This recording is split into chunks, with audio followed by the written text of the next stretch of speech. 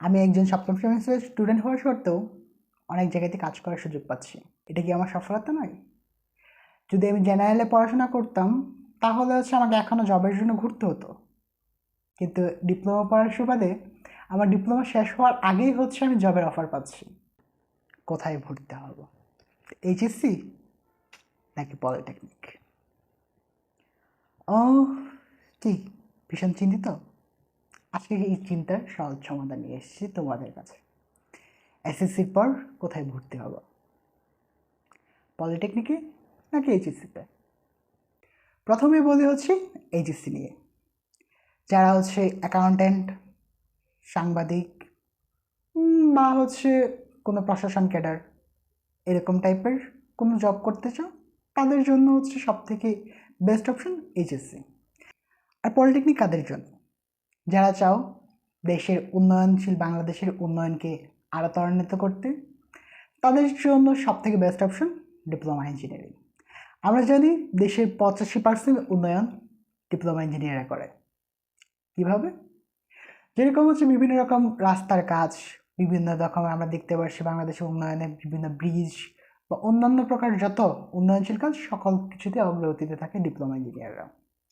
এখন বর্তমানে আমরা পলিটেকনিক শিক্ষা বোর্ড থেকে দেখতে পাচ্ছি যে আমরা প্রচুর রকমের সুবিধা পাচ্ছি, এবং বর্তমানে এমনও একটা আন্দোলন চলছে যে আমার ডিপ্লোমা ইঞ্জিনিয়ারদেরকে বিএসসি লেভেলের যে সম্মাননা সেটা প্রদানের জন্য চলছে কার্যক্রম। ইতিপূর্বে আমরা জানতাম যে পলিটেকনিক মাধ্যমিকের উচ্চ মাধ্যমিকের সমমান, কিন্তু এখন সেটাকে স্নাতকের সমমান করার জন্য আন্দোলন চলছে। আশা করি আমরা সফলতা অর্জন করতে পারবো। সেই সুবাদে একজন ডিপ্লোমা ইঞ্জিনিয়ার কিন্তু একজন স্নাতক যে ধারী যে শিক্ষার্থী তার সমান হবে। এবং ডিপ্লোমা ইঞ্জিনিয়ারিং করার পর আমাদের সবথেকে যে প্লাস পয়েন্ট, একটা স্টুডেন্ট এইচএসসির পর স্নাতক 4 বছর, এটা শেষ করার পর সেকেন্ড ক্লাসের জব খুব কম পায়। পলিটেকনিক কেন পড়ব?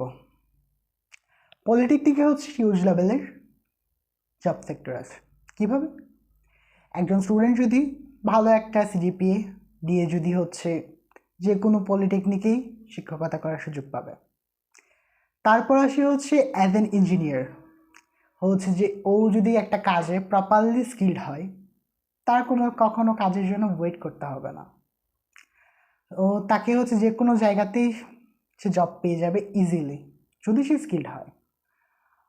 আর তারপর বিদেশে উচ্চশিক্ষা। আমরা জানি বৈদেশিক যে শিক্ষা ব্যবস্থা তার দিকে লক্ষ্য যদি করি, তাহলে দেখতে পারবো ওইখানে একজন সাধারণ স্টুডেন্টের থেকে একজন ডিপ্লোমা ইঞ্জিনিয়ারের ডিমান্ড অনেক বেশি। কারণ বহির্বিশ্বের শিক্ষা ব্যবস্থা ডিপ্লোমা বেসড। ওইখানে জেনারেল থেকে তারা ডিপ্লোমা শিক্ষাকে খুব বেশি প্রাধান্য দেয়। সো আমার মতন যারা দেশের বাইরে পড়াশোনার স্বপ্ন দেখো, আমি তাদেরকে অলওয়েজ সাজেস্ট করবো যে তুমি ডিপ্লোমা ইঞ্জিনিয়ারিং চুজ করো। আমার ডিপ্লোমা ইঞ্জিনিয়ারিং চুজ করার পিছনে সবথেকে বড় রিজন দেশের বাইরে পড়াশোনা করা।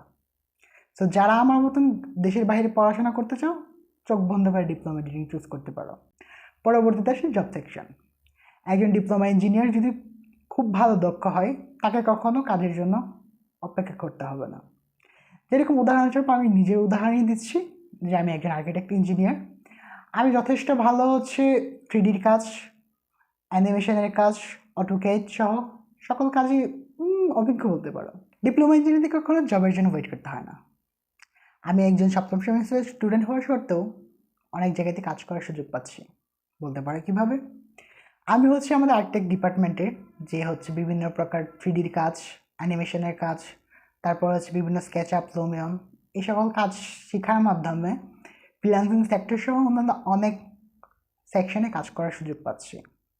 ইভেন অনেকগুলো company as a side engineer হিসেবে আমাকে নিয়োগ দেওয়ার জন্য এখনই অফার করছেন। এটা কি আমার সফলতা নয়? যদি আমি জেনারেলে পড়াশোনা করতাম তাহলে আমাকে এখনও জবের জন্য ঘুরতে হতো। কিন্তু ডিপ্লোমা পড়ার সুবাদে আমার ডিপ্লোমা শেষ হওয়ার আগেই আমি জবের অফার পাচ্ছি।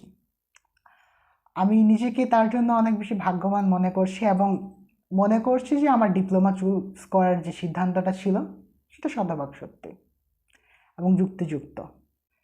তারপর আসি ডিপ্লোমা ইঞ্জিনিয়ারদের ভবিষ্যৎ নিয়ে।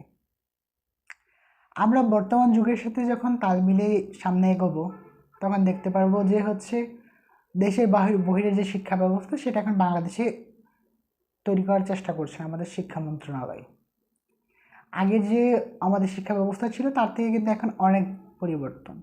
যদি হচ্ছে ইন্টারন্যাশনাল শিক্ষা ব্যবস্থা বাংলাদেশেও চালু হয় তাহলে এখানে ডিপ্লোমা ইঞ্জিনিয়ারিং সেক্টরটা অনেক বেশি জোরদার। ইতিমধ্যে আমাদের মাননীয় প্রধানমন্ত্রী শিক্ষা ব্যবস্থাকে, ডিপ্লোমা শিক্ষা ব্যবস্থাকে অনেক বেশি প্রায়োরিটি দিচ্ছেন বা গুরুত্ব দিচ্ছেন। তো তার ক্রমধারা যদি চলতে থাকে তাহলে ডিপ্লোমা ইঞ্জিনিয়ারদের ভবিষ্যৎ যে অনেক উন্নত তা নিয়ে কোনো সংশয় নেই আমাদের। এবং হচ্ছে দেশের যে বাইরের যে শিক্ষা ব্যবস্থা তার সাথে তাল মিলিয়ে চলতে গেলে ডিপ্লোমা ইঞ্জিনিয়ারিং খুব বেশি গুরুত্বপূর্ণ। কারণ হচ্ছে ডিপ্লোমা ইঞ্জিনিয়ারিং এটা অনেকটা শিক্ষা ব্যবস্থাটা হচ্ছে এইচএসসির থেকেও একটু আপডেটেড। ডিপ্লোমা ইঞ্জিনিয়ারিং যে শিক্ষা ব্যবস্থাটা সেটা হচ্ছে একটা ইউনিভার্সিটির স্টাইলে হয়।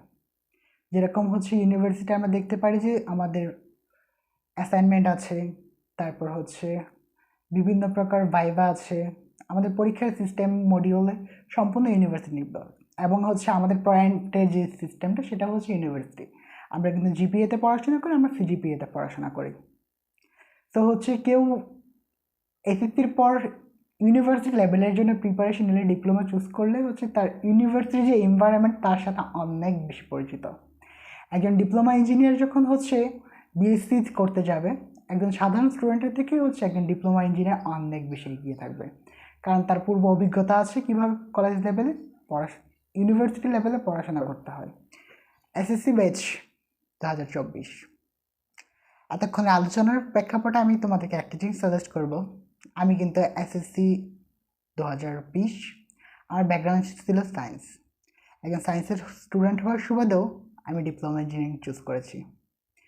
ও প্রথমে হচ্ছে অনেকে তাচ্ছিল্য করেছিল, বাট এখন আমার উন্নতি দেখে ওরা সবাই বাহবা দিচ্ছে।